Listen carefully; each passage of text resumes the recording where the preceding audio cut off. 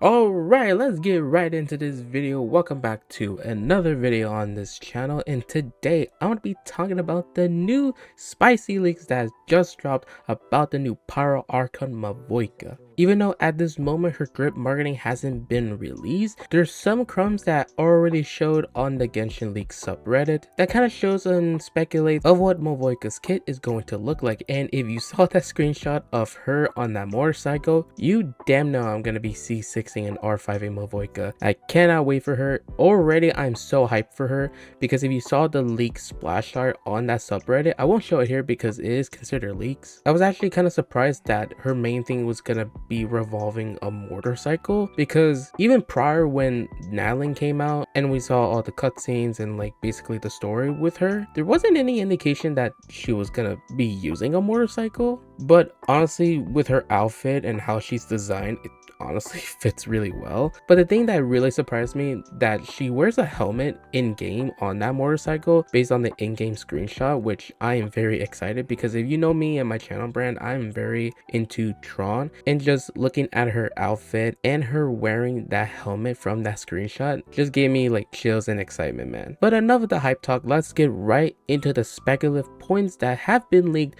that is suggesting of how Mavuika is going to be like. Now, everything I'm going to be covering in this video is considered leaks, so take everything that I talk about or mention or even show on screen as subject to change and as a grain of salt, because these are considered leaks and can change at any time. Starting with the first point coming from a person known as Sealy Leaks, who does have a reputation online for giving reliable leaks. So from this screenshot, it says that her ascension stat is going to be crit damage, which already tells that she is going to be damage oriented, which I'm assuming a lot of people already speculated, but it goes into detail of what her elemental skill can do. She has two forms, a short and a long E. The short one, apparently it applies powers to enemies for every 2 seconds in an area effect, even if she's off the field, which already gives me the vibe of like Deha's elemental skill in a way. Probably not dropping like an AoE field, but probably just an AoE attack. In her long E, apparently she rides a motorcycle, gaining pyro infusion. While riding, she has a new normal attack combo. The charge attack involves spinning the motorcycle in circles and then lifting the front wheel to strike enemies, generating a certain amount of Niso points. The pyro infusion ends when Niso points are depleted. So already I feel like this is like a main source of damage that she's gonna be doing. Not doing like the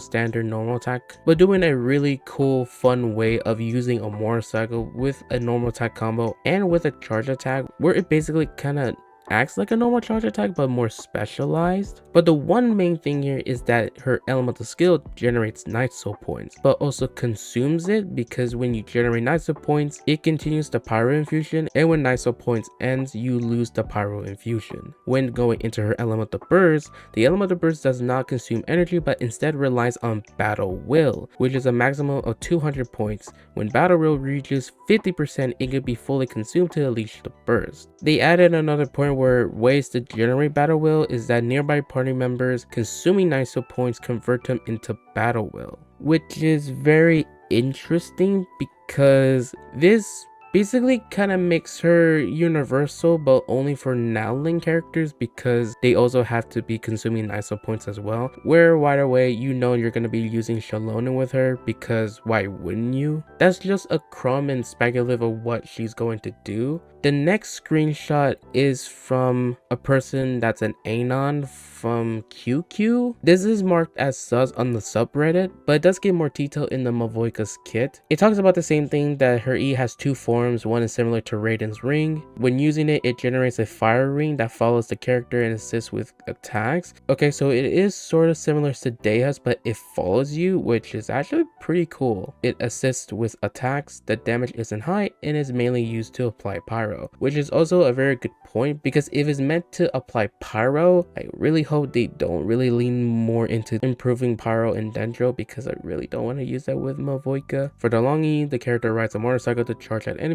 dealing high damage. It gives more detail on the burst. The burst is performed by riding a motorcycle to ram into enemies. It has a higher damage but does not consume Niso energy. Okay, so it does seem that the burst is just meant to do damage, which isn't surprising at all. The Archon's burst does not require energy to activate, which we have already gone over. Instead, it accumulates stacks based on the NISO consumption of other characters in the team, something called I Cry for the Departed. Players who do not pull for Nylon characters might find this mechanic challenging. That is one point where if it does help Mavuika to generate these points called Battle Will, then it does seem like it's kind of bad design in my opinion that you're making the player have to build a Nanlin character in order to basically improve Mavuika's generation of this point consumption known as Battle Will. But we'll see on what kind of changes that they'll do to her kit. And this next point is just a clarification from HXG. It talks about that Mavuika is considered a meta main DPS, constellations buffing her own damage, and that it has defense shred, which if it does, definitely valuable if you're pulling her constellations. And the last thing that is speculative is actually her signature weapon. It mentions that it has a high base attack at 741 and a low crit rate substat starting at 11%. And when moving into the passive, when casting an elemental skill or elemental burst, critical damage increases by 20% and attack power increases by 28%, lasting for 6 seconds. A 10-second cooldown can be extended by another 6 seconds with a normal attack. So if this is attack power, either damage percent or just attack percentage, it would definitely be a lot better if it's damage percentage. But the one thing that makes this really good is that it's easy to proc if you just need to cast an elemental skill or elemental burst. But definitely very good because it has a high base attack. Because looking at this and knowing when basing information off leaks, and if I want to pre-farm for her based on all the speculative information that has been talked about already, what kind of pre-farming methods do you want to keep in mind? And the reason why I am mentioning this because it has been mentioned on the subreddit that in 5.3 from a leaker called Rain that there are no new artifacts in 5.3, which